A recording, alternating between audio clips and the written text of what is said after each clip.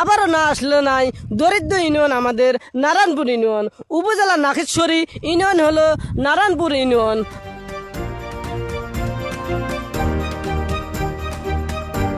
বর্তমান সময়ের সোশ্যাল মিডিয়ার আলোচিত এক নাম তাজু ভাই। খুব সাধারণ জীবন থেকে উঠে এসে হঠাৎ ভাইরাল হওয়া এই মানুষটি এখন সবার আলোচনার কেন্দ্রে। কে এই তাজু ভাই, কিভাবে তিনি জনপ্রিয় হলেন, চলুন জেনে নিই বিস্তারিত। তাজু ভাইয়ের আসল নাম তাইজুল ইসলাম। তিনি বাংলাদেশের কুড়িগ্রাম জেলার নাগেশ্বরী উপজেলার একজন সাধারণ মানুষ।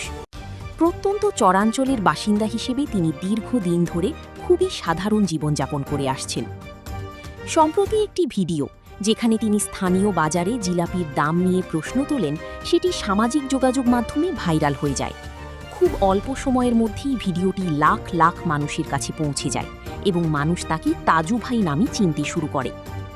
এই একটি ভিডিওই বদলে দেয় তার পুরো জীবন। সোশ্যাল মিডিয়ায় তাজু ভাই 2.0 নামে তার একটি পেজ দ্রুত জনপ্রিয় হয়ে ওঠে এবং তার অনুসারীর সংখ্যা দ্রুত বাড়তে থাকে। তবে ভাইরাল হওয়া যতটা সহজ মনে হয়, বাস্তবতা ততটা সহজ নয়। এখনও তিনি বসবাস করেন একটি ভাঙাচোরা টিনের ঘরে।